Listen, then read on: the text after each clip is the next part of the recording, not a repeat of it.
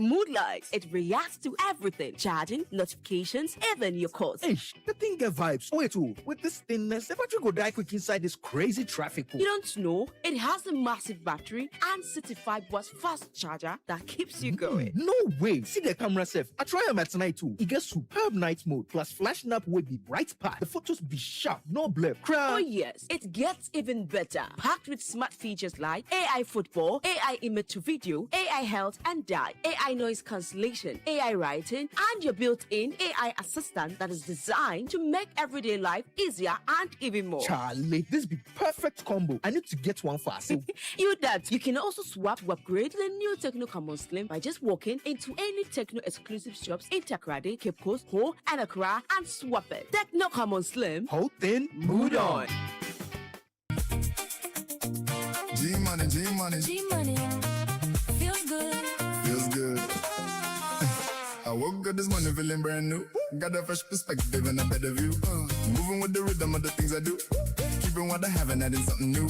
A second wallet on the same number. One step forward, never looking back. New possibilities sitting in my lap. No stress, no pressure, smooth like that. Everything aligned and I'm loving that. Life's too short for a one-way ride. Sometimes a little more feels right. A little more freedom by my side. A little more reason to enjoy the day. Why choose one when you can have two? Why stay still when another door opens up and takes you through? That's why I'm feeling like I do too. Use G-Money, an affordable and secure second wallet on the same number. Download G-Money app or visit an agent to sign up and dial *488# to get more. G-Money, G-Money. Give yourself more. 94, 95, 96, 97.3 Citi FM. It doesn't get any better than that. Detailed news, unparalleled coverage. City News on 97.3 FM. Eyewitness News. Be there as it happens. City News.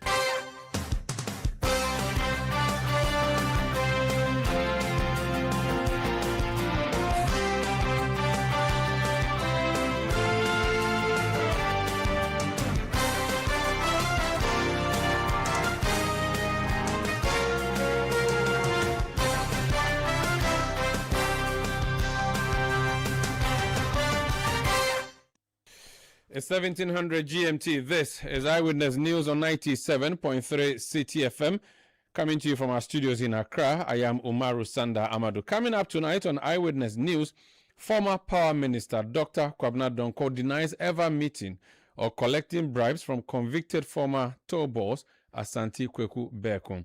Also, coming up, University Administrators Association declares nationwide indefinite strike. DAWA is on strike simply because there is widening disparity in the market premium offered by government and related allowances. We want to put on record that DAWA is not fighting non-teaching staff, neither is it fighting the university. We are simply seeking welfare of members.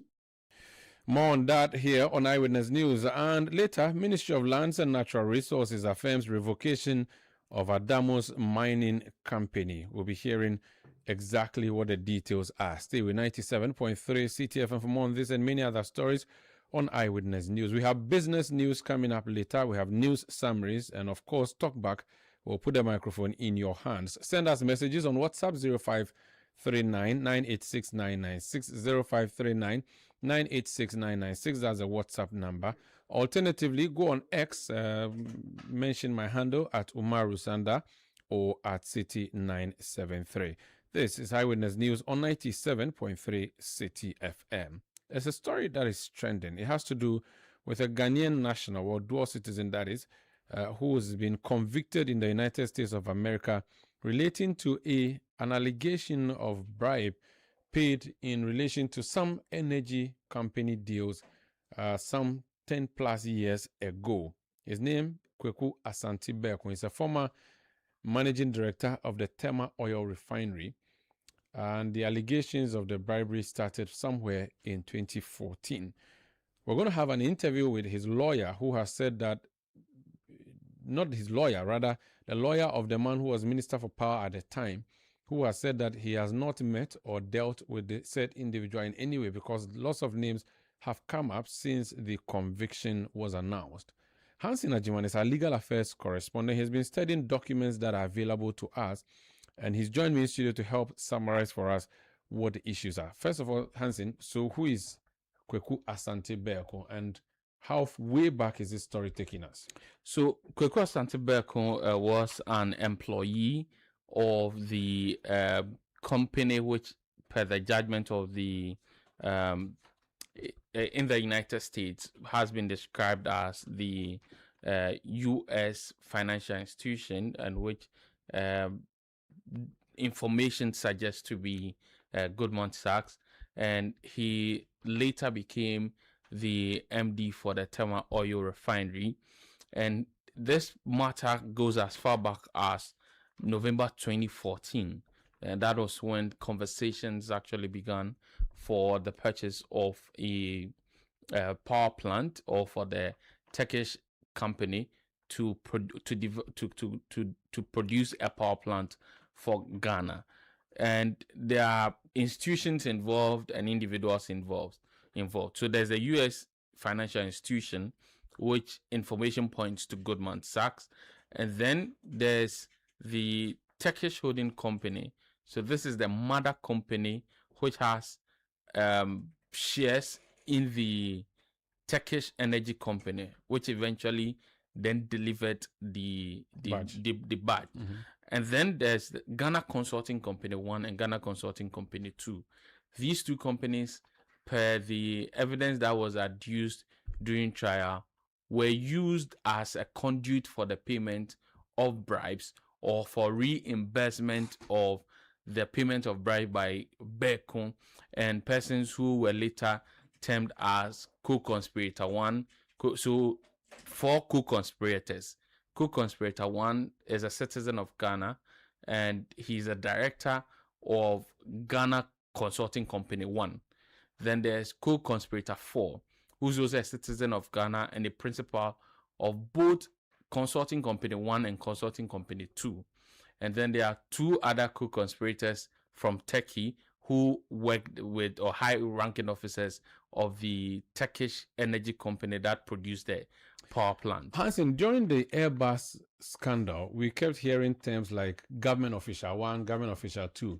Now you're saying co-conspirator 1 and all of that. Does it mean that the documents we have not named individuals? That's why we're using these to represent them? Essentially. So usually what the US would do is that it will redact some of the information just to give an explanation of who the persons are.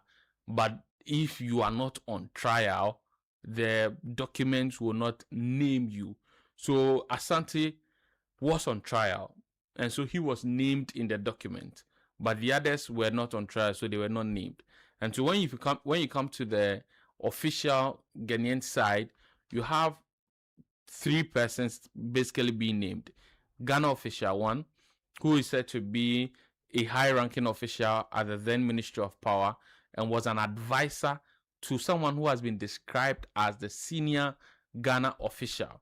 This senior Ghana official was someone who the document suggested that his signature and his approval for the agreement was essential for the agreement to come to light. And some persons have attributed that to former Power Minister Kwabena Donkor, whose lawyers have come out with a statement denying any knowledge whatsoever of the accusations. And then there's Ghana official 2. He's also a high-ranking official at the Ministry of Power. The scheme is such that it covered the period of December 2014 to March 2017. But as I indicated, it was in November 2014 that Berko, at the time working for Goldman Sachs, then began exploring the possibility of a deal between the government of Ghana and the Turkish company. He was put in charge of that because the U.S. financial institution, which is Goldman Sachs, which is an investment banking firm, would usually act as advisors for companies that have interest in certain foreign countries. Okay. And so in November 2014, he started the conversations. And as the conversations went on, with respect to the companies bringing in a draft proposal and engagement with the Ghanaian government, then certain monies begin to exchange hands. So, for instance, if you look at it, there was the first payment of some $500,000, which was paid to Ghanaian officials, according to the documents. And then we are told that a team of 5 persons traveled to Turkey to inspect the equipment that was supposed to be used in building the power plant. They were also then, the cost of their travel was paid for by Belcon and Consulting Co-Conspirator 1. And each of the 5 persons was given $5,000 each, which the U.S. wants us to believe and proved in court that they amounted to bribe. Other monies involved alleged conversations for payment of $1 million to the senior Ghana official one, which many people have equated to then power minister. We also told of a $250,000 that was paid, and after the deal was signed, was ratified by Parliament and was signed, the co-conspirator one sought to get the $250,000 from the Turkish company. They wanted them to explain how they spent it, and it emerged that out of this $250,000, payments were made to PRC of about $20,000, Ghana official 2 had $10,000, Ministry of Power Girls $20,000. Ministry of Power Girls. Per the document, we are told that they were instrumental in the communications and the conversations that took place. And then the power team took $25,000, Gridco Engineers $20,000, and then Asante himself took $35,000, and then Parliament took $30,000. So these are the various sums of monies that were indicated in the judgment. So the bigger figures, $700,000 traceable to Ghanaian officials, $700,000, then $2 million plus paid to the 2 Ghana consulting entities, and then $42 million consultancy contract value over the APS life. So this is the information we have picked up.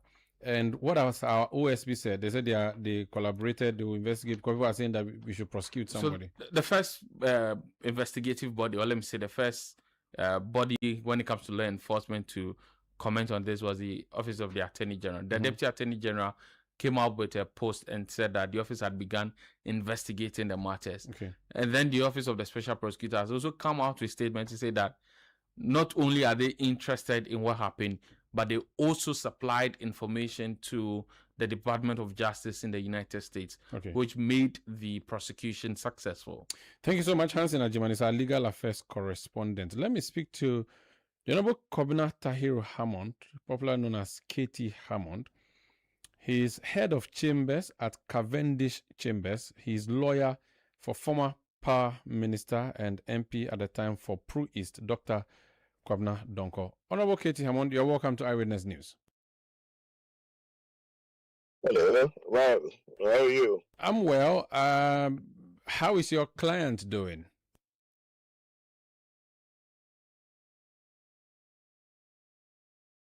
Hello, Mr. Hammond. How are you? I'm well. How is your client? Can you hear me? Yes, I can hear you. How is your client, Kwabena Donko, doing? He is very good. He is doing very well.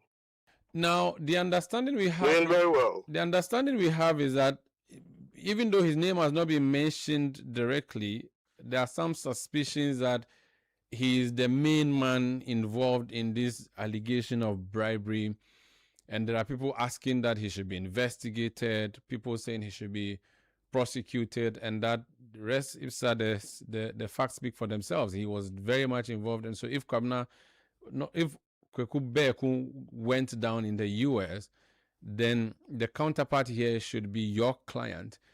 What has your client told you to do in relation to this matter?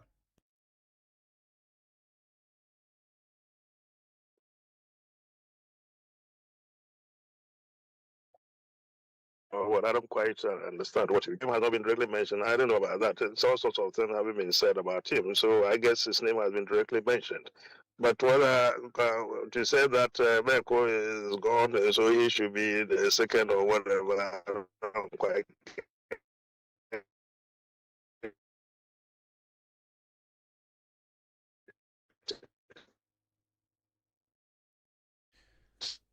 Okay. I'm struggling to hear you. I think the network is playing tricks with us.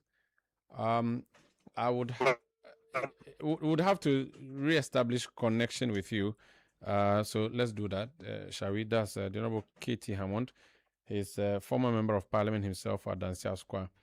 He's a lawyer, head of chambers, Cavendish Chambers. He's lawyer for Dr. Kwabena Donkor, former Minister of Power. He was Minister of Power in the first Mahama administration until he had to leave the government because there was a promise he made to fix Dumso within a year. And by the end of that year, the claim or the belief was that he had failed to fix Dumso, and for that matter, he'd had to go. Now, that Dumso is really the reason that we have this particular subject matter under conversation, where the government at the time frantically was looking for independent power producers to come to the rescue of Ghana because production was at an all-time low, and there was a need for us to secure power batches. I remember the car power ship arriving in Ghana was received with a huge welcome. Now, AXA was one of the critical power plants also that we'd had to deal with at the time. And that is essentially, we are told, why this scandal broke, because some officers were involved, bribes had to be paid before a deal could be secured, people had to be sorted out, and all manner of allegations have been made. If you follow social media, names have been thrown about, groups have been mentioned. For instance, the Committee of Parliament in charge of energy and mines has been mentioned, and the members of that committee, we are told, may have had a hand in what has happened, and that has been denied. At least the Kwabena Donkor is the first person who's coming officially through his lawyers to deny his involvement in this particular subject. We were trying to speak to his lawyer there, and you've seen the struggle that we've gone through. We'll try to reconnect with him so that we can better hear the position of the former power minister. Honorable Katie Hammond, grateful. I think we have you back on the line. Can you hear me now?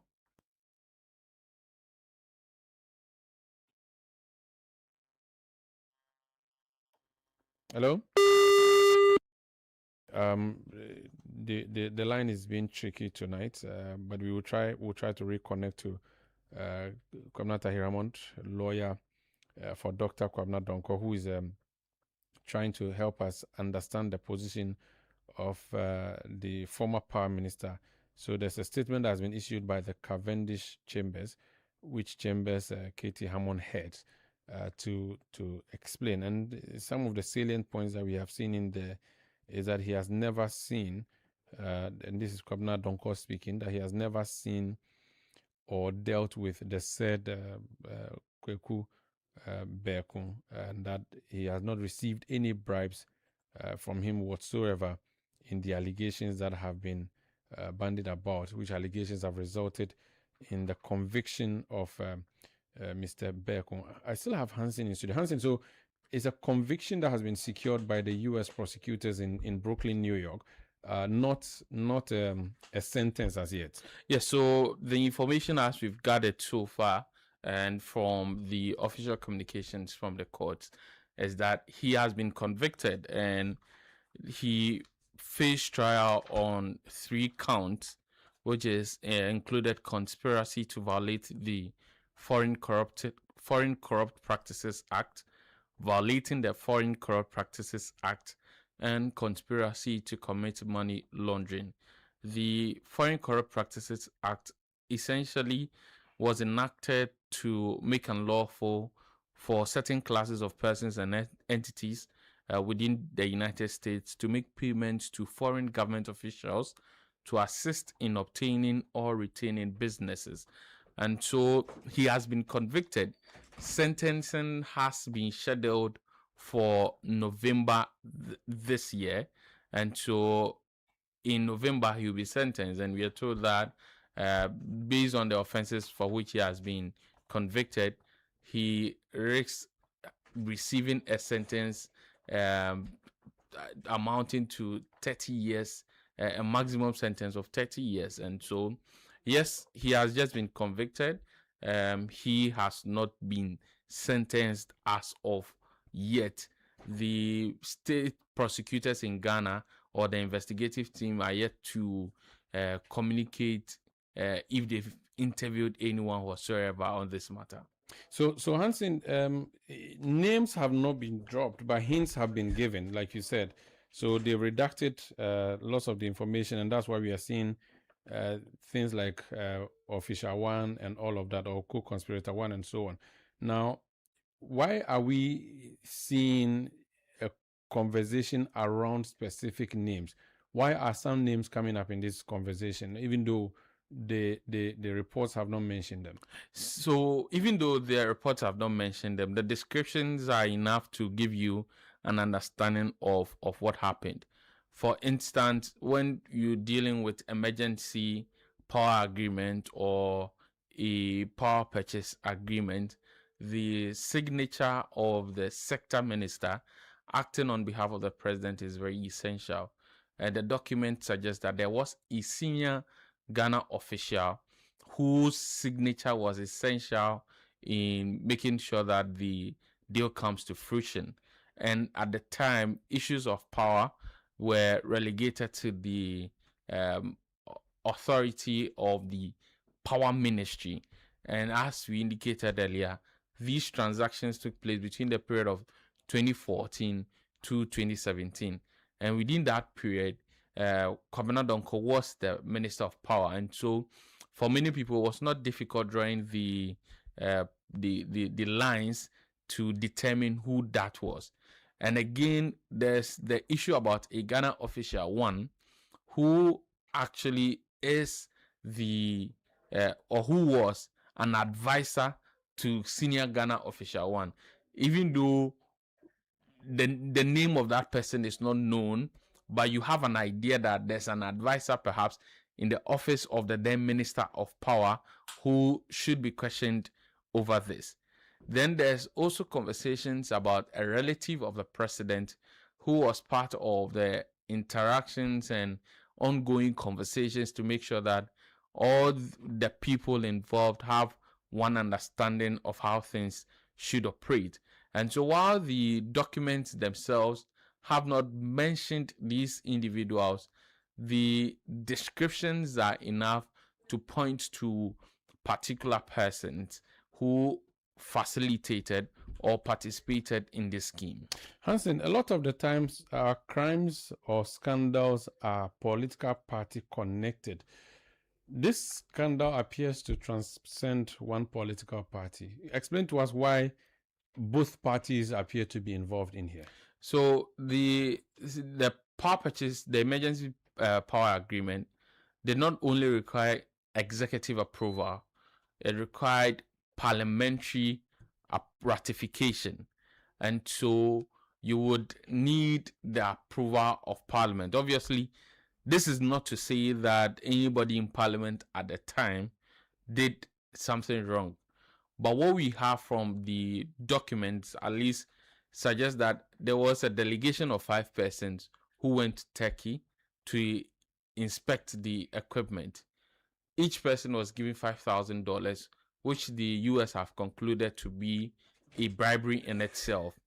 Aside that, after the ratification, when Co-Conspirator One wrote to the Turkish company in request for reimbursement of $250,000, the money were told that about $30,000 was given to Parliament, and Parliament is not made up of just one party. There are obviously over the past few years it's been MPP and NDC, and so that's why you see conversations about the bipartisan nature. I'm looking at the Herald newspaper, and this is how it captioned the headline: Dumsor era $1 million bribery allegation haunts NPP and NDC politicians. Now, you'd hear both sides trying to attack each other. Then the point is made that it was Akufo-Addo who appointed him TOR MD. Then the counter argument is that no, the deal happened long before he became TOR MD. So it's a bit of a very cagey issue, isn't it, for both sides? Yes. So the individual who has been convicted you can see has ties to the Akufo-Addo government, but the acts for which he was convicted were done before his appointment as so depending on where the person speaking sits, he would say that former Goldman Sachs employee has been convicted. Another, depending on how his perspective on things, will say that former Tor MD appointed during President Akufo-Addo's time has been convicted. Okay, Hansen, we are unable to re-establish connection with KT Hammond, but the statement from his chambers, paragraph 7 says, in very plain language, our client states very strongly and unambiguously that A, he has never met the said Mr. Asante Berko all his life. B, he never discussed any personal benefit of any value whatsoever with Mr. Asante Berko or any other person for that matter. C, he never authorized any person to discuss any such matters on his behalf.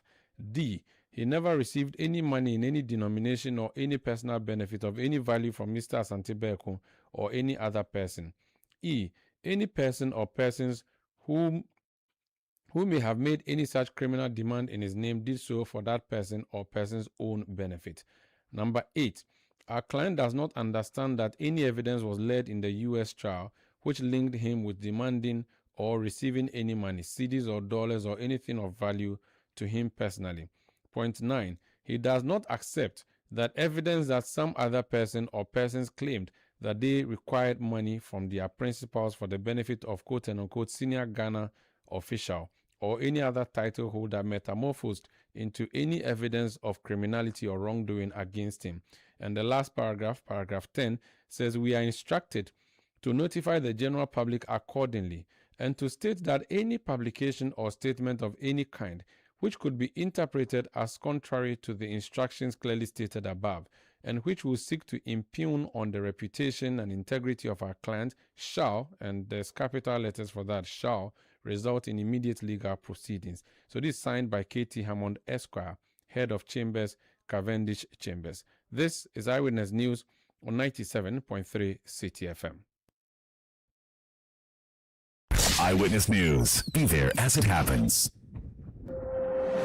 Looking for engineering excellence you can trust? Welcome to Left Signature Limited, driving progress through technology and engineering excellence. From expert electrical engineering design, installation, power systems, renewable energy, automation and control, to reliable data center and managed services, power infrastructure, network connectivity, server virtualization, cloud integration and data security, and cutting-edge software development, custom business applications, web and mobile apps, cloud and DevOps solutions. Integrity, safety, accountability, teamwork. That's the Left Signature promise. And now, introducing the Left Power app. Request for our services anytime, anywhere. Available on the Play Store, App Store, and on the web. Ready to power your success? Choose Left Signature Limited. Visit www.leftsignature.com. Call +233 256 111 811. Left Signature Limited. Engineering excellence for a connected future. Looking for a location that gives your business a competitive edge? Dawa Industrial Zone offers world-class facilities, direct access to major trade hubs, and a thriving business ecosystem. Whether you are setting up in the manufacturing, logistics, or services, our ready-to-use industrial spaces and supportive policies make expansion easy. Visit www.diz-ghana.com or call 055-20-40,000. Dawa Industrial Zone, where businesses thrive. These days, some mattresses are being made from all kinds of unsafe materials that are not fit for sleeping surfaces. These materials may be cheap, but they can be harmful to your health. If you haven't slept well, you cannot work and think well, and you are ultimately putting your health at risk, which can cause you a lifetime discomfort and chronic pain. As responsible citizens, we should invest in safe, durable, and certified mattresses. Latex Foam remains the tried and tested brand we all love for almost 60 years now. They offer you unmatched quality and durability for every Ghanaian home. Talk to them on 0302-231-155 in Accra and 03220-29365 in Kumasi for all your inquiries, or walk into any of their outlets nationwide for your preferred choices. Do not settle for less. Go for quality, but latex foam, or else you do yourself. Latex foam, your partner for life.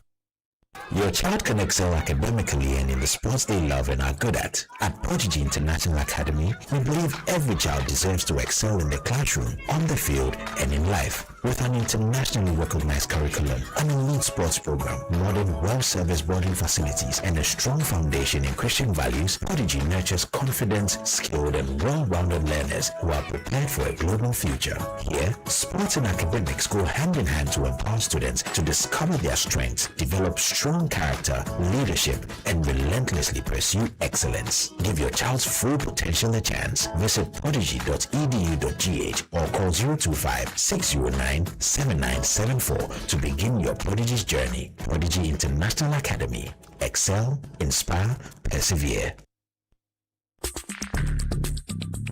Let your voice be heard on Eyewitness News on Facebook at facebook.com/Citi97.3, Twitter at twitter.com/Citi973, and Instagram at instagram.com/Citi973 with the hashtag Eyewitness News.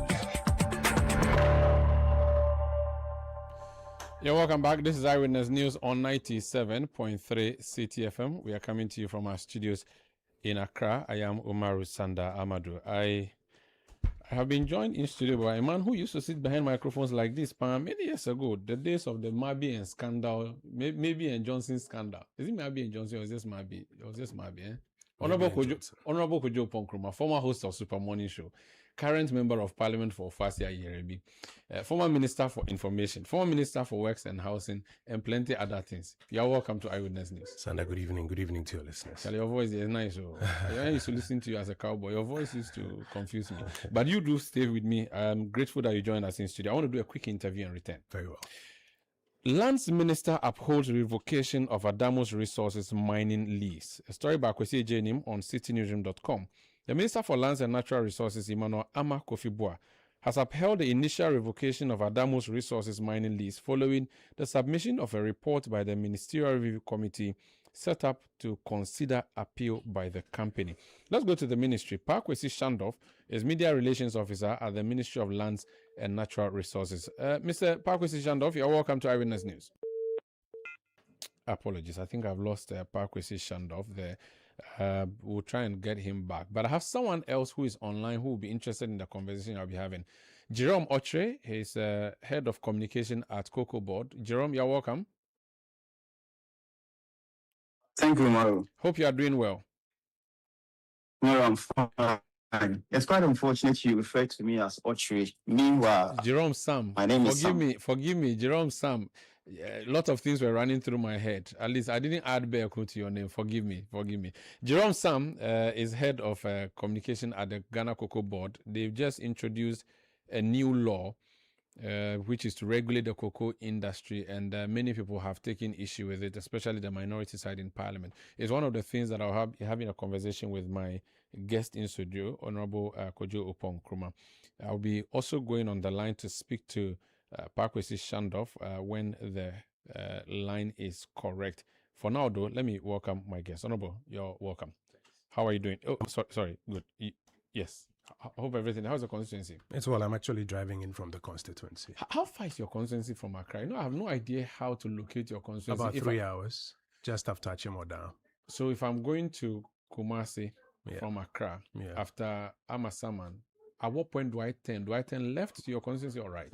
Well, left, but it depends on which detour you want to do. If you want to go through in Saum and come to Adeso, Asaman Kese, you could then go to Asinemanso Akroso and Achimoda, and then you come in. But at Asaman Kese, you could also go straight past Akwetia to Kede and come through the Kumening forest. So after Suhum, you are on the left side of the Accra Road. That's essentially what it is. Yes, that is it. Rural constituency? Very rural constituency, about 100,000 inhabitants.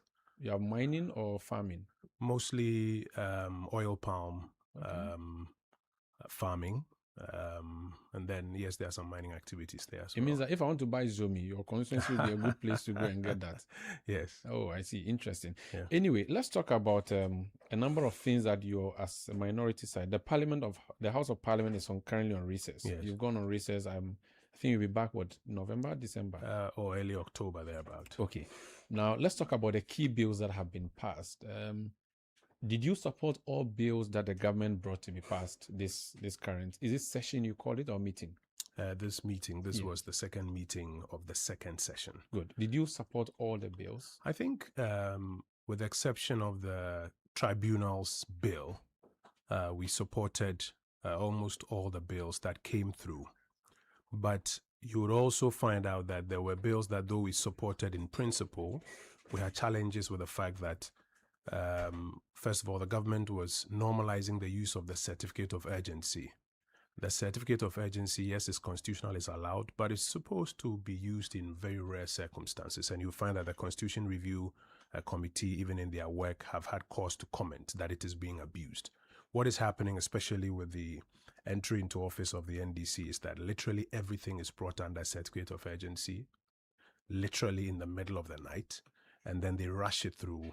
And the effect of that is that it denies various stakeholders an opportunity to have a view of the particular bill and to weigh in. For education purposes, what is the certificate of urgency and at what point is it supposed to be deployed, or how is it deployed? So, for example, in accordance with Article, I think 106 of the Constitution, when you want to do legislation, typically you will gazette the bill for 21 days, and that gazetting for 21 days is to give notice to the whole world that this is what we intend to do. So send views, contributions, and all of that. So that various stakeholders can weigh in. And then by the time the bill gets on the floor, clause by clause, the views that have been brought in can then be brought in. But the Constitution also allows a waiver of those provisions, and that's the use of the certificate of urgency. So, for example, if there was a catastrophe that happened, or we have just been attacked by Togo or something, and we needed to enact some legislation to do something, you will then be allowed under the certificate of urgency to suspend all of those gazetting and 21-day consultation requirements, and you could proceed to take everything through one day, and get to the third. So it's only truly on emergency situations. That is the intendment. Unfortunately, this administration, if you actually ask your colleagues in Parliament to check, they have literally now normalized the use of the certificate of urgency. So it starves the bill of thoroughness. Is that what it means? It starves the bill of thoroughness, of broad consultation, and it actually denies Parliament the opportunity to do its best job, because things are rushed through. You don't have much room to engage and consult. In fact, you will find out that in the last days of this Parliament, bills that had been rushed through now came for a rescission motion where they were rescinded for amendments to be made and then rushed through again at the very end. The cocoa bill, the new cocoa board bill, is a clear example. They had initially brought a cocoa board amendment bill in 2025. In 2025, and all through the year they didn't proceed on it, only to withdraw that and then to bring a totally new bill, more expansive, new provisions, and rush it through on the last day. I'm sure you saw us protesting severally. Why do they? It is the new game in town now. Why do they do the rushing though? Because they have comfortable numbers in the House, so they can pass anything at any rate that they want. So why do they have to rush it? They will be the best persons to explain why they rush it through. But for us, what we're clear in our minds is that even though the Constitution allows for its use, it should be used sparingly, and it should not be used as an opportunity to deny various stakeholders, room to weigh in. So for the cocoa bill, for example, after the bill was rushed through, then on the Monday, Cocoa Board now started engagements with farmers to try to explain to them what has been passed. And we've had cause to explain that there are major provisions in that bill that will be inimical to the interest of So the cocoa cat farmers. was put before the horse. Absolutely. Talk to me about the specific details of the Cocoa Board bill that, as a minority side, you had challenges with. For which reason you didn't want to be a party of its passage? Well, again, and if you listen to our press conference, we didn't say we didn't want to be a party to its passage. We said that there are significant provisions, and I'll just take two for our conversations this evening. And those significant provisions require that you speak to the cocoa farmers, you speak to the cocoa haulers, You even speak to the cocoa processors so that the rules that you are making have all of them in mind. So one interesting provision, for example, is the provision on repurposing. That now for you to be able to repurpose your cocoa farm or even to go into cocoa farming, you need the express permission of the minister. Now, that first of all flies in the face of even COCOBOD's own rules about how to deal with your farm when you have incidents of swollen shoots, etc. And their own rules prescribe that when you have some of those incidents, one of the first things you should do is to cut down those trees. In fact, not just the affected trees, but trees within a certain circumference, because the agents that carry the items that cause the diseases, they cannot survive on dead tissue. Okay. They will survive only on living tissue. So COCOBOD itself encourages you to immediately cut down not just the tree, but trees within a certain circumference of that particular tree. And now the bill says no. Now the bill says that if you repurpose your farm, which will include, for example, even cutting down these trees without the express permission of the minister, you've committed a crime. But repurposing means you're changing cocoa farm to okra farm. It doesn't mean cutting down cocoa trees to save the farm. That is a second issue, because for those of us from cocoa farming areas, if you know typically how cocoa farms are farmed,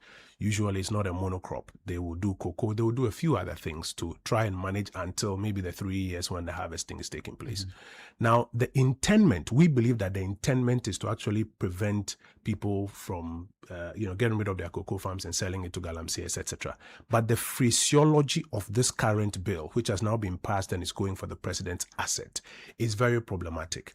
And at a time when laws that are not even problematic are being abused and weaponized by this administration, we fear that what you are seeing in terms of unwarranted arrest, etc., under Section 207, 208, with this provision, is soon going to extend to cocoa farmers in other parts of the country. Another provision I'll give you is this 70% of FOB price. So you recall that the NDC advertised that they were going to pay the cocoa farmer 70% of the value. In fact, initially they said they were going to pay the cocoa farmer 70% of the world market price. That's what they touted all over. And the first draft, the earlier amendment that they brought, said 70% of the world market price. Now all of a sudden they pulled it back, and in the middle of the night introduced one that says 70% of the FOB, of the achieved FOB. What's the difference? The difference is that the world market price, so for example, those who deal in gold, etc., they can just pick up their phone and find out what the world market price is. And the farmer is entitled to 70% the farmer of that. Would, under that structure, be entitled to 70% of that. Now, with what they have taken out and now brought in, they are going to now tell you what FOB price they have achieved and strike 70% of it for you. Who does the verification of that achieved 70%? Of that achieved FOB before you come to the 70%? No, they are the ones who have to come and tell us. Yeah, but they will determine it and publicize it. But that is the problem. So at least you know what you are entitled to. But that is a problem, because the original promise was to create a scenario where it's not subjected to the government. It's a world market price that you can check. Now, under this new law that they have made, they are telling you that COCOBOD will now go and quote unquote achieve an FOB price and then come and declare that price to you, and then you get paid a 70%. I want to go back to the repurposing of the farms bit. There's even this idea that we don't even need that to be put in there. But the question is, cocoa is a very important resource for us as a country. If we are in an era where we see videos of farmers saying that they are giving their farms out to galamseys, and indeed some even practicalize that, is this not the best way to protect a national resource by saying that henceforth, even though the farm is for you as a private individual, to the extent that you are in the country called Ghana, where you cannot just carry your cocoa and go and sell it in the market, will determine whether you should stop doing cocoa or not? Is that not reasonable?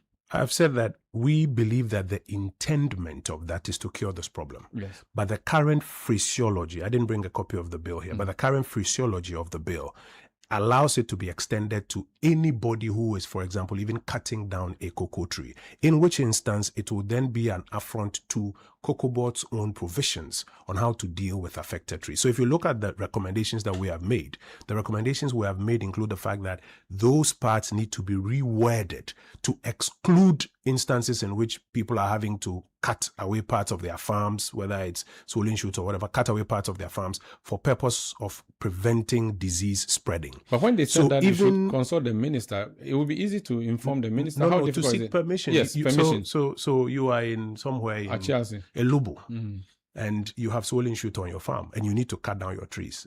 When and where are you going to now come to Accra and get permission from the minister before you go and cut your tree there? So in its practical implementation, it's problematic.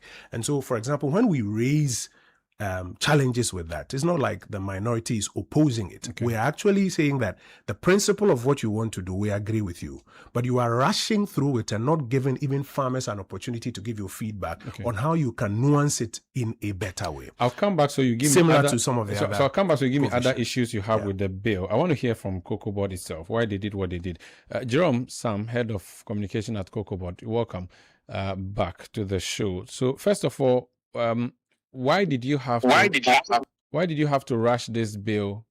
And I know Cocoa Board doesn't have locals to go to Parliament. You went through a ministry, but yes, it is for your purpose. Why did the bill have to be rushed through Parliament? Thank you very much, Umaru. This has been the narrative pushed by the minority, but countless times we have debunked this narrative. I mean, there are a lot of evidence to show that indeed what the minority is claiming or saying isn't the case. Look, if you could remember, as of last year, the chief executive of Cocoa Board, Dr. Randy Abe, together with, some management members, toured all the cocoa growing areas, in this country. The intent and purpose was that we went to the farmers to listen to their concerns, their views, their contribution in respect to how Cocoa Board should be managed, the problems they are facing, and how it could be dealt with. And I must say that we have documentary evidence to epitomize that indeed certain consultation in relation to views collated from these meetings are there. Aside this, so which stakeholder consultations did you do prior? Can you list some groups? So that's what I'm saying. That even before talking about specific stakeholder consultation in respect to the promulgation of this bill, we had already gone out there to have interactions with our major stakeholders, i.e. the cocoa farmers. But I'm even coming to the specific, which is when we had the issue, the crisis that we had, somewhere this year, we took the opportunity to consult the cocoa farmer, especially in relation to pricing aspect, because the argument was that if Cocoa Board has reduced our price because the price on the international market has fallen, then what becomes of us, the farmer, when the prices are high?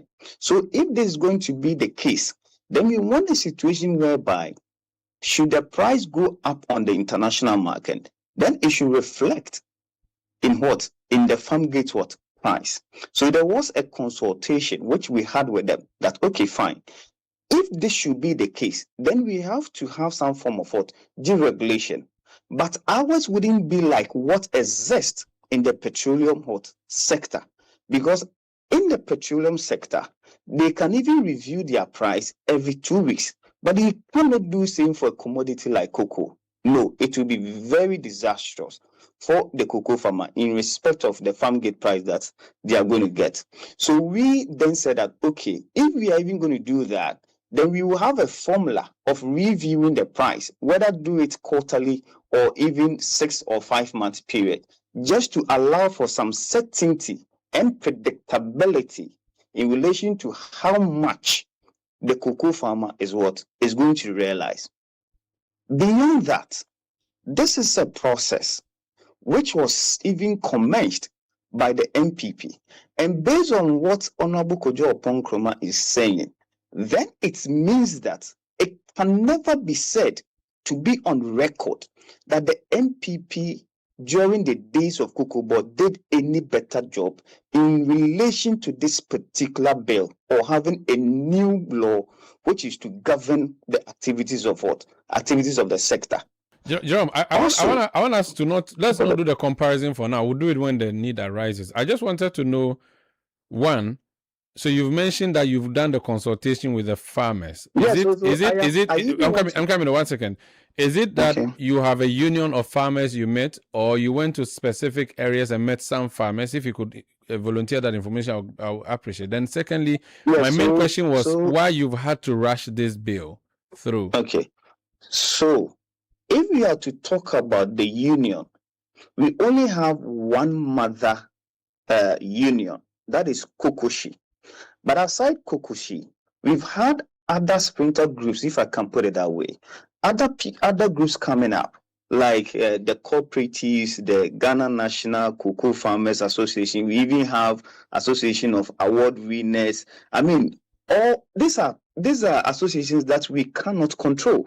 And did you control over. So did you meet them before drafting the bill or after drafting the bill? No, Omaru, we have met with Kokoshi before the draft of this bill. We've met with Kokoshi, and Kokoshi, they've come out to clearly state that prior to drafting of this bill, Cocoa Board has met with them. Look, beyond that, it is quite unfortunate the Honorable Member of Parliament is saying that we did not consult with the local processing companies. That is never the case.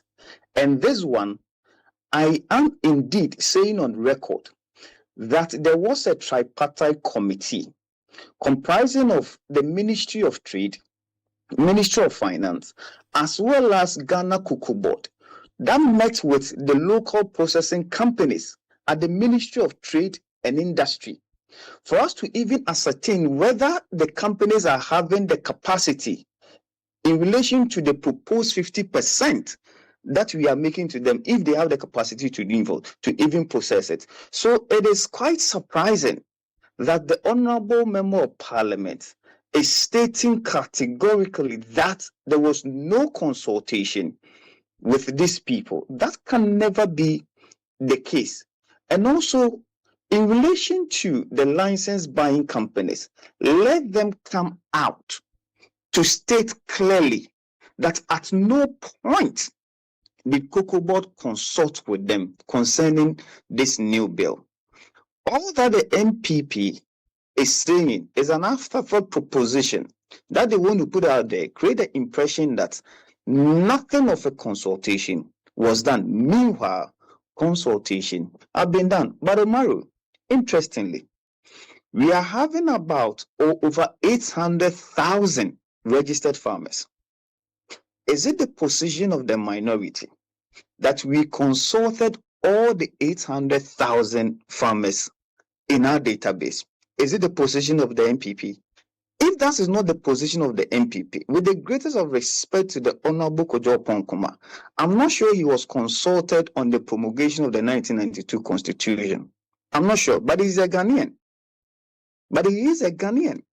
That if he is to argue that every single individual ought to have been consulted before the passage of a bill to becoming a law, then I'm not sure that it will take even a year or two for that to be done. But the most important thing is that if you have your greatest stakeholders being consulted, at least at the representative level, because you cannot, as I stated supra, that consulting each and every cocoa farmer, that has never been the case.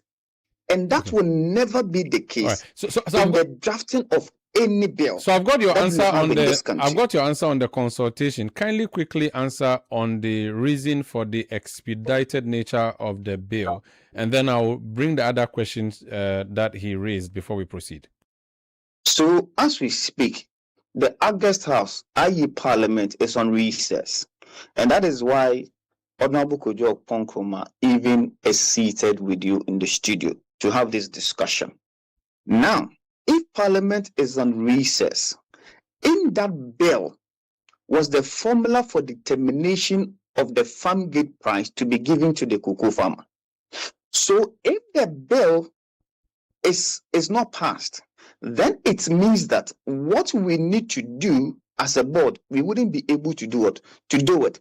So if we have accepted as a country that cocoa farmers are of priority, and as such, we need to prioritize everything concerning the cocoa farmer, I do not think that it should be a problem. Since it is not an illegal act or unconstitutional, I do not think that it should be a problem coming under certificate of what agency, if we indeed say that we prioritize everything concerning the cocoa farmer. And also, the Honorable Oponkroma is a fine lawyer. He perused through the bill, and that is why we met with the committees, the relevant committees, for them to give their input. And they sat with Cocoa Board, I think last 2 weeks or so, Saturday, Sunday, and even on Tuesday or Wednesday, they summoned Cocoa Board for a committee meeting where other inputs were made again before the bill finally ended up in Parliament. And during the debate session, clause by clause, there were the expression of opinions or views, and they adequately debated on the bill. So I don't know if indeed Honorable Kojo Oponko, because that day I was in Parliament and I witnessed how vociferous the Honorable Kojo Oponkroma was in relation to this particular bill, because he's coming from a cocoa growing area. So is he saying that it was lost on him to have made all the necessary input and opinions which will help shaping this particular bill? And on the basis of that, there should be the withdrawal of this bill for other opinions to be expressed. I don't think that we are being fair to the ordinary cocoa farmer, whom we have been saying that he or she is of priority. Finally, Jerome, it shouldn't be a problem. Finally, Jerome, on the repurposing of farms, is it a suggestion that henceforth I own my own farm and I can't do anything to it? I can't even, for instance, cut sick trees on my farm, because that's a suggestion here that unless I get a permission from the minister, I cannot cut a tree that has swollen shoot disease, for instance. Explain to us why you are restricting farmers in this your repurposing agenda in the bill. Omaru, listening to Honorable Kojo Oponkroma, he said that he believes that the intent behind this particular provision is to protect the crop. And I cannot agree less with him on that. Now, what the provision seeks to achieve is that, look, I have heard them say at a point that we are even finding a way to deny them of ownership of their land. It can never be the case, because the framers of this bill were cognizant of Article 18 of the Constitution. Hence, they couldn't have made any provision to contradict any part of the Constitution. So that narrative that they sought to put there in relation to even denying ownership of land has never been said anywhere in the bill. Again, beyond the acquisition of land and the payment for labor services by the farmers, almost everything has Cocoa Board's contribution in there. Apart from that, you also have Cocoa Board registering all farms as well as farmers in a database called the CMS. So all projections, all predictions, and plans are based on the database that we have.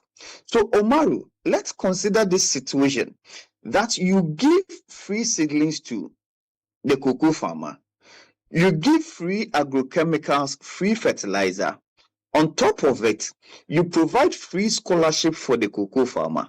You make contribution into the pension scheme, and all other expenses are being borne by you. And the only thing that you are telling the cocoa farmer is that if for any reason you are no more interested in the cocoa farm, just let Cocoa Board be aware of same. Because I have told you that, but you see, you didn't say data, you shouldn't say they should let you be aware. You said they should seek permission. Notifying is different from seeking permission. So Omaru, if you are seeking for permission, it is not expressly to say that you are going to be denied of same if your reasons given for the repurposing of what? Of your cocoa farm. Okay, but he talked about the time. For instance, you have a farm in your village. I mean, before you come to Accra to get that clearance, with all the bureaucracies we know. So I come from a cocoa growing area. I know that's what I said in your village. Yes. So let's use that. Omaru, if you talk about the bureaucratic nature of it, then we can say that there shouldn't be any need for even Parliament, because a lot of things governing all of us here has to go through Parliament, and it has to go through a certain system, and that is why we even have Article 106 in relation to what? Making laws and all that. One will say that it goes through a certain what? A certain conduct or a certain process, and as such, it might delay a certain process. But the important thing is the intent behind the provision, and that is what we are to scrutinize to ascertain whether it is of importance, whether it is of interest to the nation, and also to what? To the cocoa farmer. And as I was elucidating, I did state clearly that if based on the information we have on our database, let's say Honorable Oponkome's constituency of Wanse Irebi, we have registered about 50 acres of cocoa farm, and out of that we know it can give us some 1,000 tons. So we've made projections based on that. Unknown to us, they've cut down the 50 acres, remaining about 5 acres. So you sit at Cocoa Board making plans, and when you send your researchers there to do pot count, the report you get is that they've cut all the cocoa tree and they have repurposed the land without even informing Cocoa Board. Very well. So this is a policy thing. Thank you. Instructions and all that. Thank you so much, Jerome. Jerome Sam is head of communication at the Ghana Cocoa Board. Honorable Oponkroma, you've heard the explanation he gave for the expedited nature of presenting the bill. He talks about consultation. They have done that and even consulted your committee and more. Let me deal with the various parts of his argument. But let me start by saying that first, it appears to me that some of the gentlemen in this administration are more interested in winning a debate than listening for feedback, which can actually improve the work that we collectively want to do. I'll deal with the first issue of consultation. I'm sure you remember members of the minority going to cocoa farms, including myself, and meeting cocoa farmers and having conversations with them, getting feedback from them. I am not sure that if after doing that, we come sit here, put together a piece of legislation and rush it under a certificate of urgency, our answer to the question of whether or not under Article 106, we did a 21-day gazetting period, within which period we showed them the draft of the bill to get their input into what we have drafted, we will get a pass by saying that our answer is that we went some time back to go and meet them in the farms. This argument that they met farmers some time back, and therefore it is based on that engagement that they have drafted this bill and railroaded it through, does not answer the question of why have you suspended that 21-day consultation period, that 21-day gazetting period, within which not what you have heard, but what you have gazetted, you make it available so that whether it's farmers, Lycobag, Best Farmers Association, CSOs, they can all look at it and give feedback. That's what he was referring to when he talks about my vociferous advocacy on the floor. And that does not pass for it. Number two, his only answer to why they chose to railroad it through is that it's not unconstitutional. I started off by saying that, of course, it's within the ambit of the Constitution. But when you make it the norm that for every major legislation that you are passing, you come in the middle of the night. I think this one was around 9 p.m. thereabout. The Dumso levy came around 11 p.m. I can give you several incidents of other pieces of legislation that come in around 9 p.m., 10 p.m., certificate of urgency, pooh, is gone through. You are not respecting the spirit of the Constitution and the demand for broader consultation in that area. Now, he argues that the most important thing is the intendment. No, sir. In interpretation, one of the first things is the literal script that has been typed out there. And we are telling you that we understand the intendment. We think that intendment all of us can share. But the phraseology that you have put out there will even embrace somebody who is inadvertently cutting down his farm for the purposes of fighting swollen shoot. What do you lose by listening and examining that phraseology and saying, can we improve it? Or is it that because you believe we have power, we have the numbers, everybody can go to hell? So ideally, what should the phrase say in your issue? It should introduce an exception. That if there's a problem on the farm. Yes, that with the exception of so and so. But they will listen. They will tell you that it's not unconstitutional. So it's too blanket for you. It's too blanket. Okay. And at a time when we're observing massive abuse of, for example, the provisions on publication of false news with the intention to cause fear and panic, you're seeing how it's been abused. At the same time, we fear that if you do this, especially at this time when, security agencies are being weaponized here and there, you will get into a scenario where there's a high potential that this can be abused against cocoa farmers. I'll come back. So you speak about what you term the abuse of the Democrats because you went on a demonstration last week. Yes. I want to move on to other matters. I think you've responded. I just want to deal with about two more issues in this. For example, there's a provision that purports to say that Cocoa Board cannot do anything apart from what is in the Act. Then at the end, there's a clawback clause that says that unless the minister mandates them so to do. We think that it defeats the purpose of this enactment, and that even if there's an idea to create an exception, that too should come by a higher level instrument like this, which is an enactment. Okay. It is part of the feedback that we have provided. And then we also see categories of licenses that they have provided. If you look at the current phraseology of the category of licenses, it appears that they want to allow other private entities to export apart from Cocoa Board. And we think that it is important for Cocoa Board to stay as the sole exporter, so that in terms of sharing power, they are sharing Cocoa Board's power. That is what we are seeing in the category of licenses that they are seeking to do. We think that it is important that to allow for Ghana to have its pride of place in the cocoa marketplace, there must be that strong single seller. So aside LBCs being registered to buy and sell to Cocoa Board, who in turn would then export, you are saying that there's going to be a rival. If you look at the current phraseology of what they have done. So these are the elements of feedback that we have provided. And what we are saying is that if you are not rushing everything through and you are giving an opportunity for more people to even make an input into this, you will correct these things. You don't need to rescind later or come for an amendment later if we take our time and do that. But we're observing that there's a pattern that they are going by. Okay, you keep talking about pattern they are going by. House of Parliament is led, so you have a leadership structure. Generally, the majority leader is called the leader of the house. That is so. He leads the business agenda and all of that. The NDC, which is in power, has done a reshuffle when they removed the leader of the house. You have a new leader coming up in the name of James Agaga. Mahama Yarega goes. Does it solve your problem? Do you think it will solve your problem? We don't think that the problem is the problem of a specific majority leader. It is a posture of the majority and the government of the day that they have the numbers, and so they will do as they please, because there are things that are actually not contestable.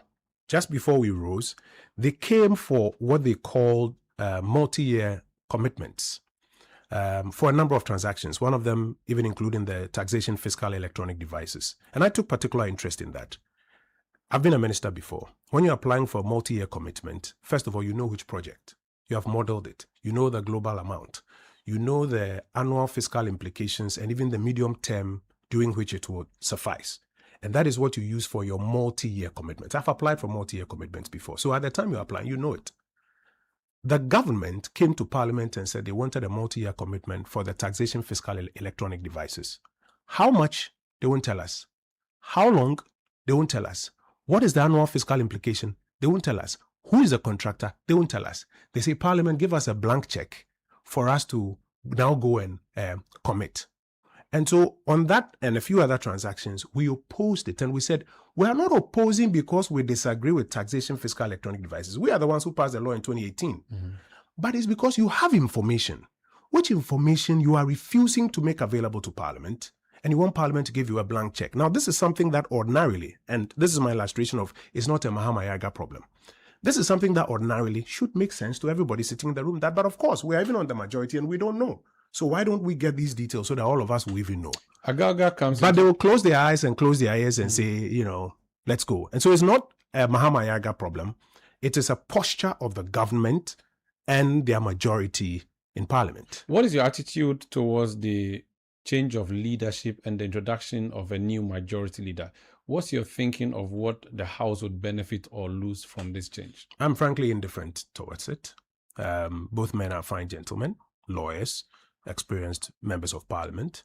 In governance, sometimes there are all sorts of internal things that you manage by shuffling around. We hear a lot of things on the sidelines as to why they have done this shuffle, but I'm indifferent towards it. For me, what is more important is for us to grow a stronger Parliament where, regardless of the side that people belong to, we will at all times try to put the nation and Parliament first and do what must be done. So if Agaga were listening to you from Bulsa, what would be your advice to him as incoming majority leader? Listen some more so that the mistakes and the cost will be less. Are you also indifferent about the mini reshuffle the president did in his government, where he introduced two people into his government, no, one person to his government and done it? I frankly don't think it's the president's choice or desire to have done what he did. We were hit by a tragedy.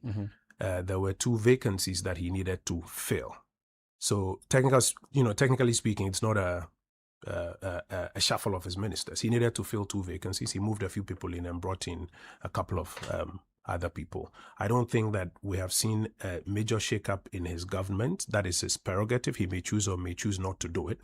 I think for me, what I'm more interested in, what are the outcomes that as a country and as a parliament we have signed up to and provided money for?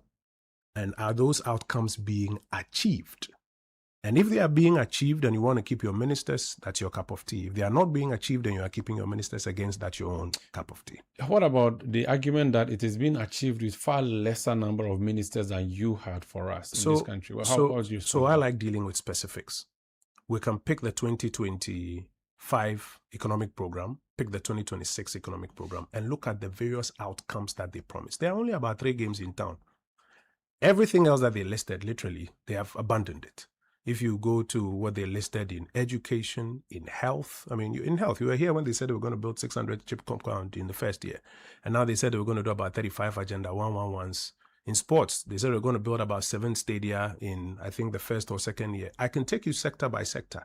The major outcomes that they listed, they've literally abandoned all of them. And we have a theory of why they have abandoned all of those ones, and are just clinging on to about 2 or 3 things as evidence that their government is performing. What is gaining in this, and why is everything losing except a few things? Well, it is because the foundation, what goes to the heart of running an economy, they have played politics with it, fiscal policy. And I talk about this many times, but I think we have to take time to explain it a bit more for people to understand. In this business, if you will excel in broadcasting, if you have the logistics to function, if people will feel happy to come to work, at the heart of it is your finances.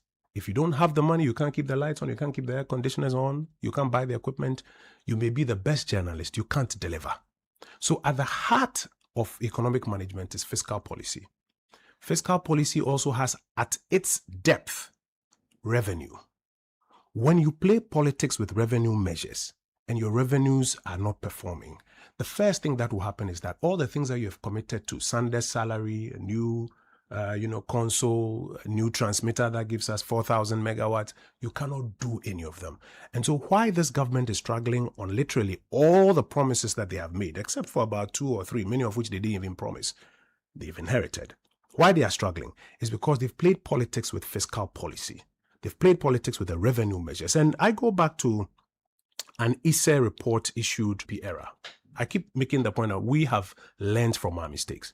And the ISE report, for example, says, at the time we assumed power, for all the economic activity in this country, how much of it came back to government at the time, I think was somewhere at the time around 16% of GDP, about 16-17% of GDP. You have OECD countries that are doing 20-25%. That is a resource that you need to build the roads, to fix the schools, to hire people. But if you are not able to collect much of that resource, you are shooting yourself in the foot. We went on a spree that said we were abolishing nuisance taxes. And the ISA report is quite clear. By the time we were done, we had lost about 4% of GDP. It took us about 6-7 years to rebuild. And you know, the GDP is not static. So if you lose, let's say, 4% of a higher GDP, that's billions of cedis. That's resource you won't have. And the way to deal with that, if you still want to fulfill your promises, that you end up borrowing. And you even abolish tolls and all of those 17 taxes or so. Yeah. Ufurata was called the abolisher in chief. Yeah, I mean, I remember that Sempa budget and all of This that. government came in and literally followed that same playbook, where they played a lot of politics with the revenue measures. They even promised that they were not going to introduce new taxes. They were going to remove taxes, and that they were going to move tax to GDP ratio to 18%. 18%. So socially, Now, it sounds exciting. It does, and people will applaud you that, oh, you've done well. Now, the latest numbers that they brought to Parliament, they've brought us down from the about 16 that they inherited from us. They've brought us down. In some reports, they say 15.7. In some reports, they say 16.1. The needle hasn't moved. And they are it's struggling. similar to what happened. But in fact, it is on all fours with what happened. And this is even after they have introduced about 8 new taxes. Okay. And now, if you add the bunkering tax they brought in 2 days before we left Parliament, that's 9 new taxes. But you know, this government is very crafty in how they mask it in language, and at times they'll bring it in under certificate of urgency. So a lot of Ghanaians don't notice it. Let me just give you the taxes. The 2% growth and sustainability levy on gross production of mining companies, the special import levy of 2% on cost insurance and freight, 15% VAT on non-life insurance premiums, growth and sustainability levy introduced for the 2026, 27, 28 years, special import levy introduced for 26, 27, 28, the 8% Doomsor levy, the petroleum-related levies, the fishing levy, and then now the bunkering one that they brought a few days Of all the ones you mentioned, which ones we left? Which ones affect the public directly? Because I see a lot of indirect taxes there, but the direct ones, apart from the Doomsor levy, which is even to an extent an indirect one, I'll come to the that. masses are fine. I'll come to that.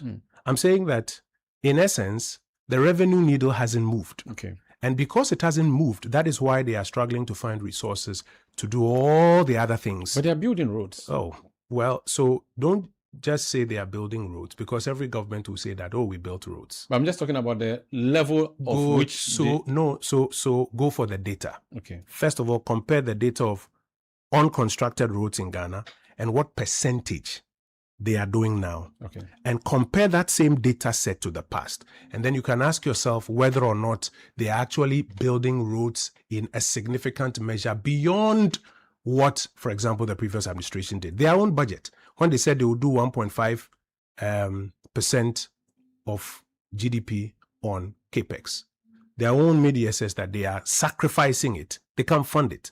They are sacrificing it. They've now done just about 0.5%. They are sacrificing it so that their numbers will look good. So my point is very simple, that the reason for which they are struggling is because they've played a lot of politics with the revenue measures. And as a result, they are having to compress expenditure so that they can achieve some nice balances and then say that the economy is doing well. In simple language, you are saying that the government doesn't have enough, as in the government is not generating enough because the government is self-inflicting that on itself. How is that reflecting in the GRA figures? Don't we hear that, oh, GRA, the plan they have in place, they've even overshot that? Do we not hear that? They are measuring themselves to their own target. Yeah, so if they set a target which is above the previous year, well, and they have met and even gone beyond that. I've told you that the GDP is not static. Yes. I heard the finance minister say a few days ago that this is the first time we've crossed 100 billion, but that's not true. For our test time, we crossed 1 trillion cedis. So, you know, some of those gymnastics are not worth it. But here's the point. If the dial is still 16% of GDP, you cannot tell me anybody has exceeded the target. But you see, the only game in town is gold. That's the only game in town. Today, I don't know if it was Citi Online or Channel 1 Online that I read it from, Citi Newsroom or Channel that I read it from, the IMF's analysis on the risks that we are running through being over dependent on this 5-year high gold price.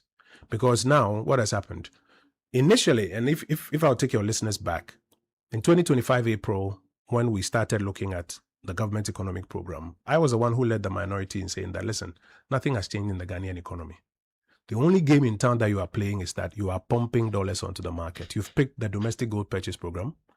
You're buying gold from all sorts of sources, and you're just pumping it onto the market to create the illusion that the economy has improved. But structurally, nothing has changed. Is that artificial or real? And the consequence of that is that you force an appreciation of the currency, which appreciation will bring down a part of imported inflation. Mm-hmm.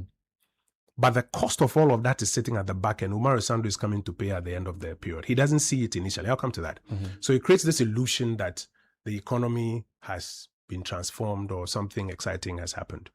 Now, all that this government is holding on to is the currency. And as a result of the other part of the monetary policy play they are doing, the inflationary numbers. They tell you that if not because of the magic they've done with the currency, albeit with gold, when Strait of Hormuz struck, the cost of fuel, for instance, would have gone to 30 cedis per liter. But the analysis doesn't back that. When the exchange rate was at 17 in September 2024, before the appreciation started, mm-hmm. You know the appreciation started in October 2024. I'm sure you know that. Oh, I want to, everything ended when December 7 happened. So I'm wondering if appreciation will happen. Go back. To cut everything? No, but I mean, from 2022 to 2024, Ghanaians had been through a lot of hardship. A lot of people had made up their mind. So it wasn't enough to recover. But by October, after the benefits of the domestic gold purchase program had started accruing, and if you read the Bank of Ghana report 2025, Governor Isiama himself signs it, that in October, when the returns started coming, that's when the appreciation started. But I'm just saying to you, at that time, even when the depreciation was way higher, you weren't seeing these prices. Mm-hmm. Today, I mean, and even at that time, 2022, when Brent crude was about $120 per barrel, you weren't seeing these prices, even at that exchange rate. Today, when you've had appreciation and crude prices are not at that all-time high, if you are seeing these prices, you must ask yourself the kind of magic that they claim they have done. But at the end of the day, my simple argument, at the end of the day, one of the major things a lot of young people are measuring is how this impacts into an expansion of the economy so that it creates jobs and opportunities for them. We have to and go. Those are the major places that this government is not paying attention to. We have to go, but just in a minute, how is democracy under attack when you are able to go to the hub of democracy and protest without problems? Democracy is not measured with one pillar. There are several pillars to it. We are seeing major pillars of our democracy being dismantled. I remember speaking to your colleagues during the demonstration. We're seeing a weaponization of the court system, 2 systems of justice, one for MPP. I mean, you were just talking about the $1 million AXA scandal. I was reading about the 2009 Maybe and Johnson scandal, the Airbus scandal, and this one. Nothing is going to happen to any of these people who have been listed, mostly because they're NDC people. Nothing will happen. Today, as I'm speaking to you, there are about 3 MPP TikTokers, General Buhari and a few other people who are still in BNI custody as I'm speaking to you. For engaging in reckless speech. They didn't. You were once Minister for Information. No, I am the one who calls Ghana Police when my party people go to UTV. So I'm not an irresponsible person. Hear me out. Yes. You want to examine the evidence. You are young training to become a lawyer. You want to examine the evidence that if Baba Amando puts up a post of a billboard with the president and says Dumso is back, is that an offense against Section 207 and 208?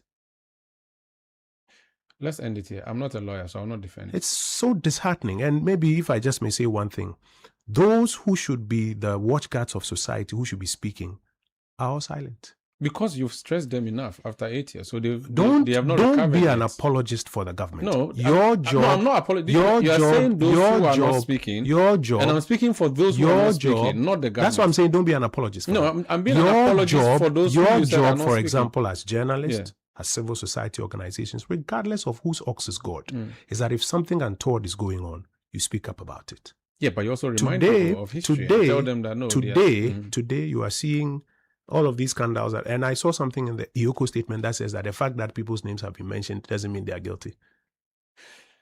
Honorable Kojo Ponkrumah, former minister, current MP, thank you so much for joining us. You should come around more. I'll be here when you call me. Do you like the microphones? Would you want to come back to journalism? After politics, I'll come back to No, journalism. allow you. By then, you'll be tainted. You'll be too tainted. This is Eyewitness News on 97.3 Citi FM. Eyewitness News. Be there as it happens. Eno, you know what our father left us when he died? Debts? He left us land, Eno. But Nanayo said the land is his. The court said, come back in 2031. Hey, that's not an inheritance. That's a curse, brother. Real Ejapadia doesn't come with disputes. At Deftraco Woodlands, a 592-acre master plan gated city in Dawenya, your inheritance is waiting. Don't leave your children a court case. Leave them Deftraco Woodlands, the Ejapadia they will be proud of. Visit woodlands.deftracogroup.com. Call or WhatsApp us today on 0208-732-302. Kofi, I think we need to call them. Deftraco Woodlands, where your roots run deep.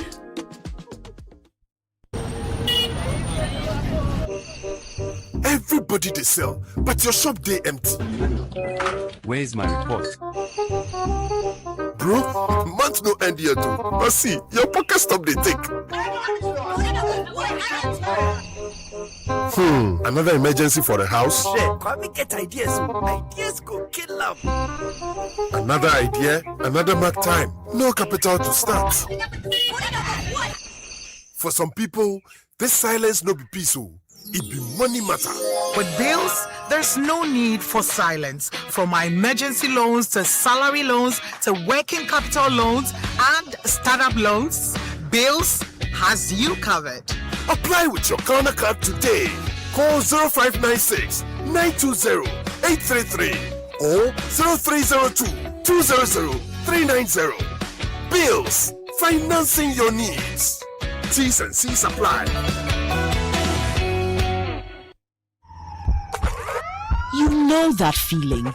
A hospital bill that arrives out of nowhere. A diagnosis you weren't prepared for. A system that seemed designed to confuse you and cost that key care was created to give it back to you. Partner with years of experience. No confusing terms. Just complete protection for your entire family. Step back into peace. Step into experience you can rely on. Reach out right now at 059-692-1844 and choose Eden Care today. Eden Care is brought to you by Acacia Health Insurance, a member of the Enterprise Group.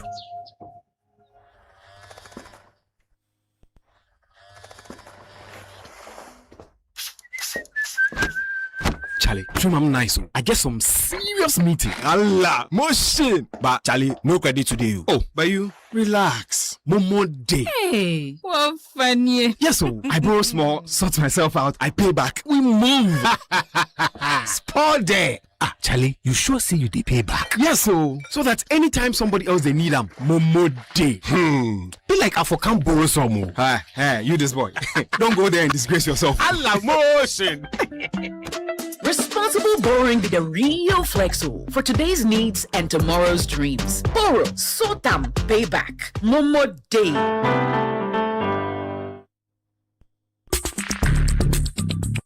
Let your voice be heard on Eyewitness News on Facebook at facebook.com/Citi97.3, Twitter at twitter.com/Citi973, and Instagram at instagram.com/Citi973 with the hashtag Eyewitness News. You're welcome back. This is Eyewitness News on 97.3 Citi FM. One of the big stories we are looking at, the conviction of former tour boss in the United States of America and the ripple effects we are hearing here. Let me see if I can go back to an original interview that I could not have. The Honorable Katie Hammond is lawyer for Dr. Kwabena Donko, who is a former minister for power, who we are told is to be, people are calling for him to be investigated and questioned in relation to some $1 million that were paid to him in bribes. Honorable Katie Hammond, welcome to Eyewitness News. Hi there, Umaru. I'm sorry about the last time. We didn't seem to have a lot of luck on that occasion. Yeah, I think we are good now, except that time is not on our side. So let's try and do as much as we can within the short time that we have available for us. In In summary, what did your client instruct you to say to Ghanaians and indeed the general public? To tell him, to instructed me to tell the general public that yes, he was in year 2015 appointed to the Ministry of Power. That yes, along the line, he had the occasion to have this commercial intercourse with the ASCA company for the purpose of generation of electricity. That was during the time when Doomsor was at its height, and so he knows about all of that. But what he now is anxious to get the world to know about is that there seems to be all sorts of things making the rounds about some conviction in America and the fact that some senior officer and whatever, some names have been mentioned, and he seems to be, by what other people are saying, is getting completely embroidered in it. He's getting anxious that the suggestion is that he may have taken some money, may have been bribed, or he just simply doesn't understand. So cut the long run, the chains are pretty short and be categorical. He's instructed us to put it on record that at no point in the course of making sure that we had that power plant in this country did he come into direct relationship with the person who has been convicted in America and is waiting sentence. He instructs me to say that he has never in his life made eye contact with that person. More importantly, his instructions are that he categorically denies knowing anything about any form of inducement, any money, dollar, cedi, whatever. He has absolutely no clue what is being talked about. He doesn't understand that the American trial actually came out with any evidence directly linking him, except that he was the minister at the time. But everybody's come to hear it. That for those who have read and those who haven't read, it's all been bantered around. Okay. That some allegations that some people wanted to, they made some demands on the principals for some money ostensibly to give to some Ghanaians. Indeed, to the extent that even Parliament is mentioned, that to give to Parliament, to give to this. But if the individual who may have made this claim did that for their own criminal enterprise. So the argument is that if someone has been convicted after a lengthy trial where views have been heard, submissions made, and it has been held that he paid a bribe and he couldn't have paid it to a ghost, and the person who was in charge of the ministry is presumed to have been the official person who is the highest official person at that ministry, then all guns will go blazing and all hands and fingers will go pointing to your client. Should he not be made to respond to these claims? Let's do something first. You see, my reading of the letter documentation I have on that case is not that the Americans are saying that some monies were given to these specific individuals. That's what they've held up for some of the names. Listen to what appears from my legal point of view appears to have happened. As far as the Americans are concerned and the evidence goes, some evidence in court that this person who has been convicted had a statement on his own laptop computers and whatever, emails, his own emails, making some sort of suggestions and making some demands. Now, for the Americans and for the purpose of that prosecution, it simply means that he was involved in a kind of bribery. From his own evidence, bribery. He was attempting to bribe people, bring this money, bring this money, bring this money. So that, to that extent, is the limit of the American matter. Now, when you then take out the individuals, I don't get the impression that the fact that somebody said that I was going to give me some money, principal, I'm going to hand it over to this other person, constitute evidential basis for allegation, serious allegation of criminality. You sit out there, and then the next day somebody comes to you and says to you, Ketiamon said that Samuel Attah came to him to collect money and it was intended for you, so you are guilty. I mean, how do you make sense of this? This seems to be what is happening. Samuel Attah may well have come to me and may well have said that he may well have collected the money, but possibly for his own benefit. Okay. You would not have heard one word about it. So he may have done the bribery or intended. He may have dedicated an amount of money to pay somebody, but as to whether he paid that person may not be true. So that is the point we are dealing with. Okay, he said to his principal, so he wants some money. Well, that is the evidence that they have on record. But as to whether the water reached the ground is another matter, or it was scooped midway. I don't know about your terminology, but what I do know is that what he suggested is that the principal should give him money. He's coming to do this. He's coming to do A, B, C, D. And so on that basis, he has been convicted. Right. That's a matter for the American jurisprudence. One thing before you go, you were the ranking member on the Committee on Energy and Mines at the time that this bribe was allegedly paid. If anything may have happened, the Honorable Katie Hammond will know, and how you are very nosy and you know a lot about things when you were in the chamber. This must have passed under your nose somehow. The most repugnant aspect of it is the suggestion that the likes of me, well, we're talking, for the sake of all that is making the rounds, people are taking 1 million, people are taking 250 million, this and that. And then the suggestion is that Katie Hammond, we took about $500 because the money is supposed to be 30,000. Then you hear some 10,000 somewhere, then some 6,000. They run it up to 46. But when I heard your legal person read it all out, he got the figure at 30.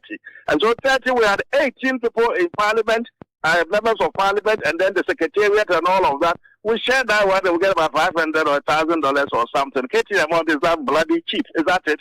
Well, you don't ask me any more questions on that because you upset me. I have absolutely no view of that. My committee has absolutely no knowledge about that. We do know that the document came to Parliament for ratification. What we do in Parliament is not a sale of indulgence, sale of documentation, or sale of any business. We do our mandated duty of scrutinizing documents and making sure that. But think about it. We're only 28. We take 48. We only scrutinize and eventually take the document to the plenary of about 270 whatever people, 75, 76. So we take 46 or 30,000, and then what happens to the rest of the plenary? Very well. I mean, does it totally make sense? Thank you so much for speaking to us. That's Katie Hammond, his lawyer for former Power Minister Dr. Kwabena Donkor. This is Eyewitness News on 97.3 Citi FM.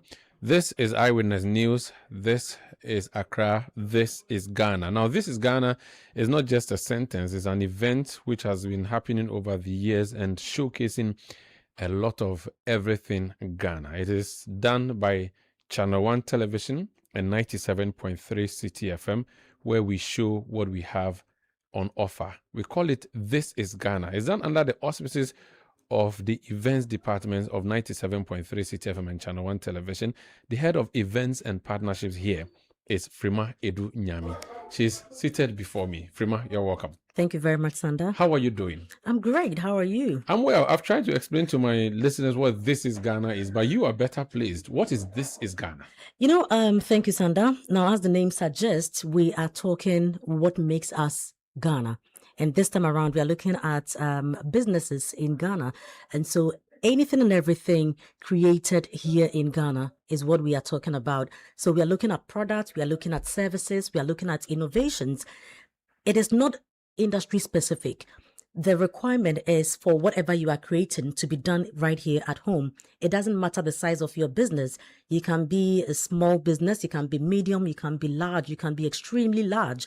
The requirement is that you are a Ghanaian business. What you are creating is right here in Ghana. So this is like a fair of Ghana product and services. Absolutely. So if you provide a certain, it doesn't have to be tangible product. No, you can also doesn't. come and sell a service. You can even come and sell an idea. Okay. You have to be an idea originated from home. So we are looking at, for instance, it can be anything. This is Ghana. It's an idea. It is a concept. It can be branded. You can sell it to people. A program like Beyond the Return was an idea. It was created. It was sold to people. They bought into it. And so we are talking about all these things that are homegrown ideas, homegrown products, homegrown innovations, and services. So it doesn't matter. You can be an automobile manufacturing company doing your assembling in Ghana. This is Ghana is for you. So we are trying to showcase that we don't have to import almost everything. There are things we have here. I mean, realistically, so is it the case that there are things that we have not thrown light on that we want to throw light on? Exactly. And when you look at what happened in Tamale at the Northern Business Fair, then you know that we even have young people creating incubators. What about we paying attention to some of these things, giving them the necessary support they need, making it a national responsibility? So everything is here. Sometimes we talk about importing everything because we are not paying attention to products and services created at home. And that is what This is Ghana is about. You probably also are providing a certain service or giving us some innovations and products, but you don't have the platform to make your services and your business known.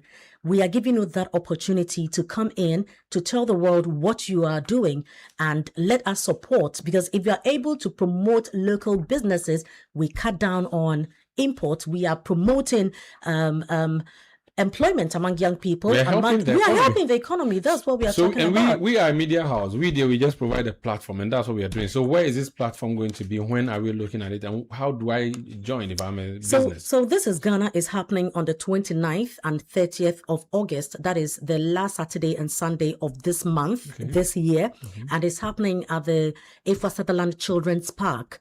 Now, currently, we have over 150 companies that have registered. And so where we are now, it is your payment securing your slot. You cannot register anymore. It's too late if you've not already... No, you can. For now, you can. Because once you make your payment, registering does not automatically secure your guarantee a slot for you. It is when your payment is made, then we know that for sure you are going to be there.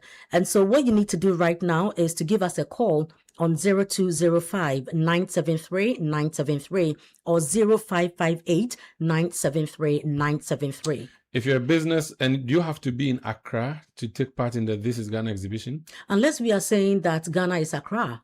So no, it's not This is Accra. It is not This is Accra. It is This is Ghana. So regardless of where your business is, from Northern region, from Upper East region, Ashanti region, Western region, Greater Accra, Volta, Oti region, Bono region, I mean, wherever your business is. So because we have the Agri Fair that focuses on agriculture and other stuff related to that. So that's not what we are doing. This time around, it is about products and services and ideas. Add value to what you are doing. So Agri Fair, for instance, if you are a plantain farmer, will let you just cut your plantain, bring it to the exhibition grounds, let people buy it. This time around, more, this way you get exactly. It, but this time around, now, this time around, we are saying that what can we do with plantain?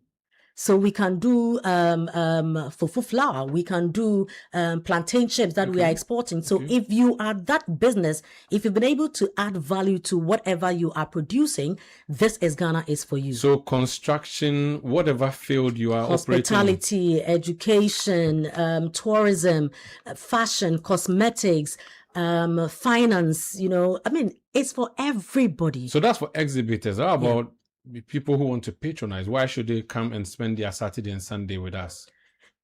We here at Channel One TV and Citi FM, we go around a lot. We hear the complaints of Ghanaians, and we can boldly say that most of the things we complain about, the solutions are right here at home. So we are telling people that as our contribution in promoting Ghana, in turning the economic fortunes of Ghana around, we are not charging you anything. Come in as a free gate. Come in.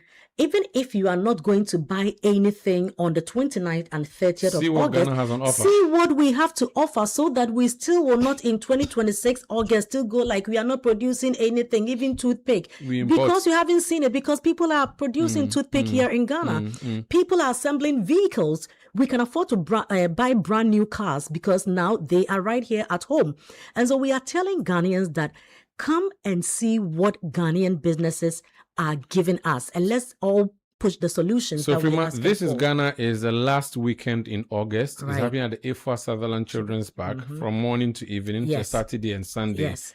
If you want to take part, what's the number again? 0205 0205 973 973 or 0558 973 973. Thank you so much, Frima Edu Nyami. Thank you very much for having me. Now, where is my fufu? You promised me fufu the last. No, let's meet at This Is Ghana because there's also a serious food court happening. And there'll be there. food court. Oh, there's food court there. So some of us can come and just eat. Come and eat, Then come walk and around, eat look and at the do stands window and go back and go shopping, and eat. get business cards, get flyers, at least know what Ghana has to offer. Alongside some small music in the background. It's not small music. We work hard and we party hard. Thank you very much. Frima Edu Nyami, Head of Right. Events and Partnerships here at 97.3 Citi FM and Channel 1 Television. Talking about This Is Ghana, business opportunities being provided. We have a very strong business desk here.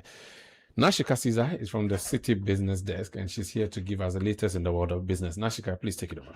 Right. Now, the Ghana Institute of Freight Forwarders is calling for strict enforcement of the 720 cedi cap on the container administrative charge. The Institute says some shipping lines continue to disregard the directive despite government intervention.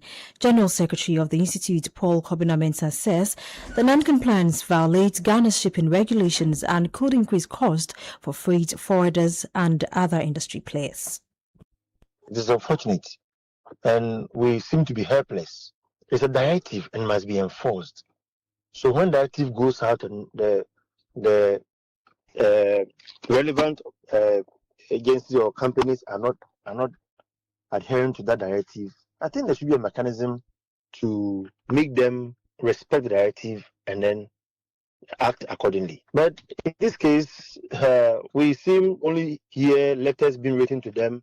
The letters are written to them all right. They still don't care. And they are still free working, going about their duties. And nobody, we just, in fact, it's unfortunate. And so that's what we are calling for, that maybe there should be a mechanism to whip companies that have been given directives to follow to be in line. Paul Kobina-Mensah is General Secretary of the Ghana Institute of Freight Forwarders.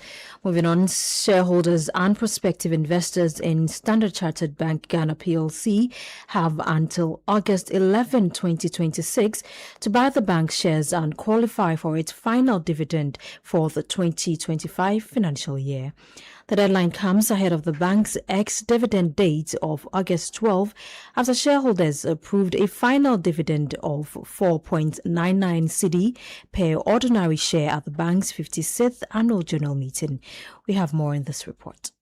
The final dividend translates into a total payout of 672.35 million Ghana cedis to ordinary shareholders, with an additional 1.13 million Ghana cedis going to preference shareholders. That brings the total dividend payout of Standard Chartered Bank Ghana to 673.48 million Ghana cedis for the 2025 financial year. For investors, the ex-dividend date is important because anyone who buys the shares of the bank on or after Wednesday, August 12, will not qualify for the final dividend. However, investors who purchase the shares before the set date will be entitled to the payment provided they are captured in the shareholder register of the bank at the relevant date. The shareholder register will also close from August 17 to August 18, with a final dividend scheduled to be paid on Monday, August 31. The dividend therefore gives existing shareholders a cash return on their investment,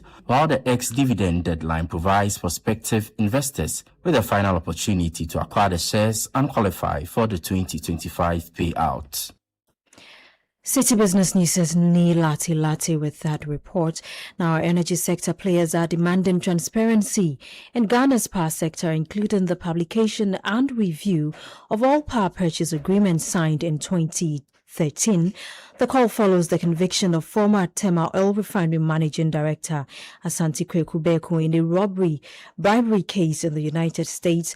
Speaking to City Business News, Executive Director of the Center for Environmental Management and Sustainable Energy, Benjamin Isia, says the case highlights the need to scrutinize power contracts to determine whether Ghana is paying more than necessary for electricity. we need to disclose them because disclosure allows assessment and then affirmation of certain illegal dealings or not from the CSO perspective.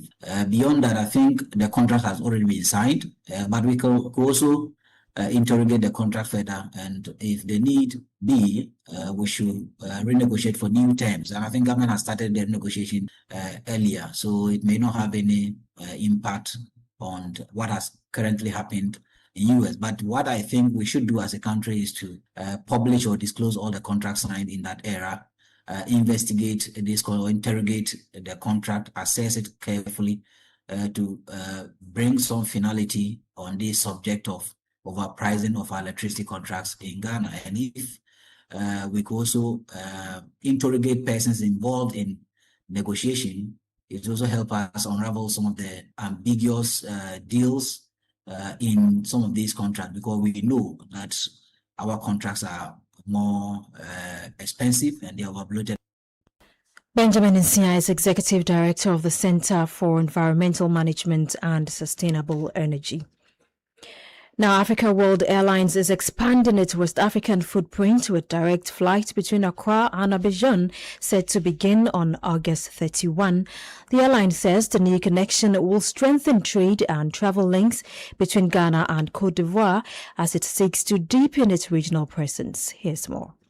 The new service will connect two of West Africa's key commercial centers, giving passengers a direct option between Accra and Abidjan. Speaking on the sidelines of a media soiree and agency forum organized by the leading domestic airline, head of commercial Portia Ejewa says the engagement with travel partners was important ahead of the new service. Today's forum was to have an engagement with our customers, our trade partners.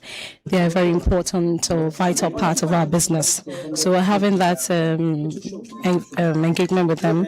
We saw the need for it, especially because we'll be launching our Abidjan route on 31st August. So we also need to hear from them and find out ways to also improve this new route. Africa World Airlines is known for its safety, reliability, and on-time performance. You will all attest that in today's meeting, most of our customers or most of our trade partners are happy with our on-time performance. So based on this, we will encourage our customers to continue having the confidence they have with us as being the safest and most reliable airline in Ghana and in West Africa. Travel agents who participated in the forum also expressed confidence in AWA's operations, commending it for its reliability and consistent service delivery. That was City Business News' Emmanuel Opong with that report. Now, Ignite Social Enterprise has appointed media entrepreneur Nathan Kwabena Anochi ADC, popularly known as Bola Ray, to its Global Advisory Board as the company officially enters the Ghanaian market. Ignite is a social commerce company that combines wellness and lifestyle products with digital skills training and entrepreneurship programs aimed at helping young people build sustainable incomes. Speaking on the sidelines of the launch, Bolare said the partnership is about giving young entrepreneurs access to practical skills and trusted networks. I'm happy to be, in the Ignite family. Like we said, it's about ethical business, and I'm also lending my network to this great, association or company. And I believe that it's going to impact the youth out there, especially, and empower them in terms of, entrepreneurship, youth entrepreneurship, creating skills and also jobs for people, because we are introducing the Brainify, which is an AI platform for people to be trained on AI usage, also putting on wellness products for people to market and sell. So it's going to put, food on the tables of many, going to create employment, and again, also sharpen the intellectual skills. So I believe that it's a great offer, and I'm happy to be leading the charge, not just in Ghana, but sub-Saharan Africa. So it's a great one. That was Bolare, a member of the advisory board of Ignite Social Enterprise.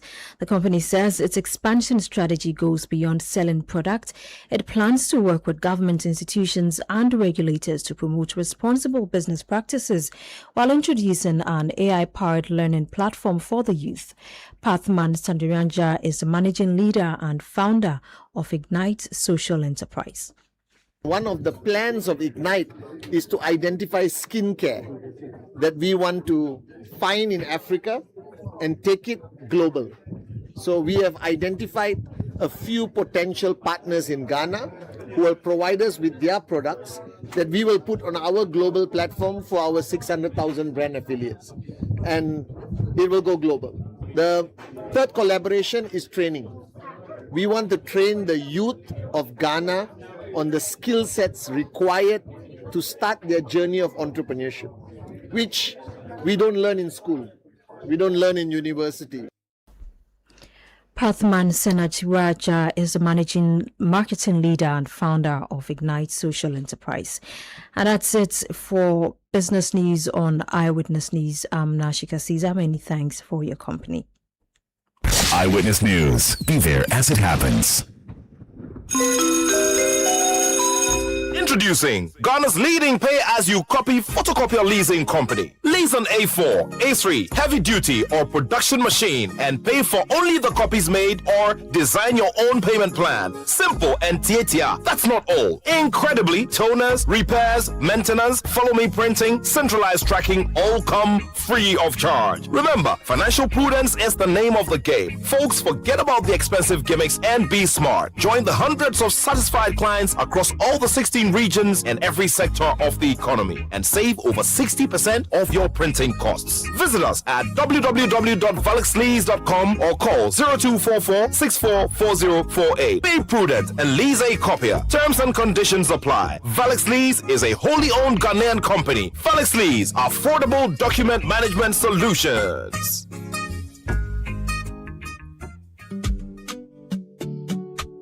You know that feeling when you're getting ready for work. Your shirt is still crumpled and the iron is just starting to warm up. Or you're late for the wedding and now about to blow dry your hair. Or you have just stocked up meat for the cold store and then suddenly, oh, light off. Life just keeps getting paused. But what if your roof, yes, your roof, could keep things running in your homes and businesses? With EcoBank ASAP, you can switch to solar now by getting a loan to buy solar power systems with no upfront cost and easy repayment. Power your life through EcoBank's vetted solar vendors and lower your power bills over time. Take back your power with EcoBank ASAP. EcoBank, the Pan-African bank. 30 years ago, MTN arrived in Ghana and everything changed. Now, to celebrate 30 years, we are giving back big time. The MTN at 30 promo is here. 9 Toyota Land Cruiser Prados to be won. Over 10 million Ghana cedis in rewards, plus so much more. Connect to your everyday hustle on MTN. Make video calls. Browse the internet for business with family and friends. Connect your home to MTN Fiber. Make that money move on Momo and stay ahead because every move counts. Ghana, let's celebrate 30 years of MTN with the MTN at 30 promo. Use more MTN services, build more points and win big. Dial *530# or visit the My MTN app for more.